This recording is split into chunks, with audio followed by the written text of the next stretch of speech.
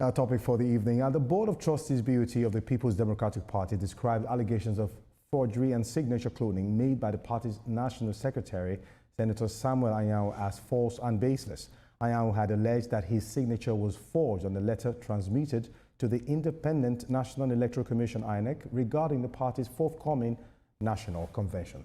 I see how with me Ibrahim Garba and, of course, Justice Ujeno right here with me.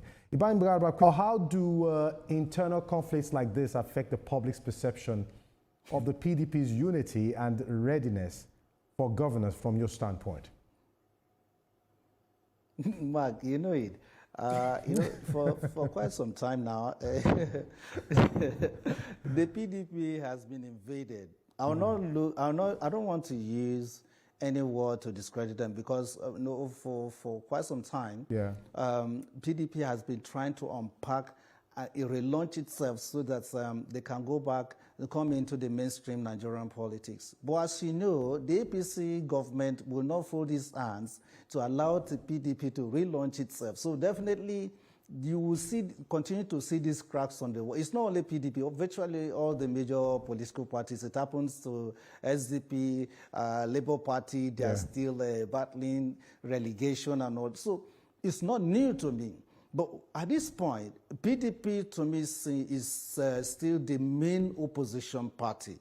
And if I think we are waiting for their national convention, or maybe what will be the outcome from the court ruling in that manner.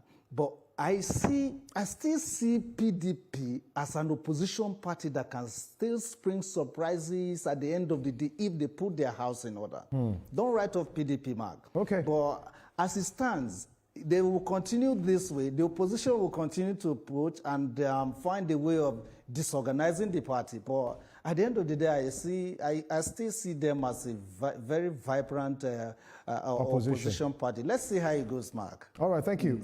Justice, you were obviously not having a field day with that. But before we go on the rendezvous concerning what he just said, should there be external oversight over how political parties manage allegations of fraud or misconduct internally? Do you think there should be an external eye, overseeing their affairs to checkmate some of these inadequacies to further promote that balance? Okay, for me, I feel that there's already the laws against fraud, the popular section 419 and things like that already try to check that. And of course, if anybody crosses the bound of civility into criminality, the person has the Nigerian police to contend with, or the EFCC or any other ICPC, depending on what law enforcement. But that's on the grounds of fraud and things like that. But when it comes to general external regulation of political parties, the courts have decided to distance themselves seriously from it. It's not something that the Constitution provided for. It's just the judiciary that decided that they will, as a matter of judicial practice, oust themselves. They remove their own jurisdiction. And because courts started pronouncing that the courts do not have jurisdiction over the regulation of the affairs of political parties, then other courts started following it. And it's because by its nature, political parties are dirty. And I commend you to the eternal words of Nikitobi in the case of Buhari and INEC, political parties and politicians. Stay away. Use a long spoon if you have to participate with them. But generally, when it comes to regulation, leave them to regulate themselves. But if they now commit crimes, then the police should not to break your line of thought. Garba said, look, the PDP is still a formidable force that he sees. Mark, and you obviously were not having it. Mark, you already know. I will repeat the exact words that I used. As at the last time when I commented on PDP and its survival, I said they are at stage 4 when we are talking about cancer. So if they are in the ICU stage 4 cancer, as at the last time we spoke, recollect, Bayelsa governor left. After the last time we spoke, Bayelsa governor left, Enugu state governor left, and they are still throwing these kind of tantrums they are trying to upturn the application to INEC to conduct their Congress. So if anything happens to this again, it will mean that the Congress will be postponed, therefore engendering some more disunity. Okay, don't let us stretch your thoughts now. Let me connect that to Ibrahim. Ibrahim Garba, now I understand you are saying, look, the PDP is still a formidable force for you. They're still an opposition we shouldn't rule out. But Justice in the studio here is saying, look, with the governors that have left the party so far, he doesn't see any comeback for the party. But you are still holding sway that PDP can still be a formidable force in the country. So how do you show your own balance? Where are you drawing your inspiration from? Let's know tonight.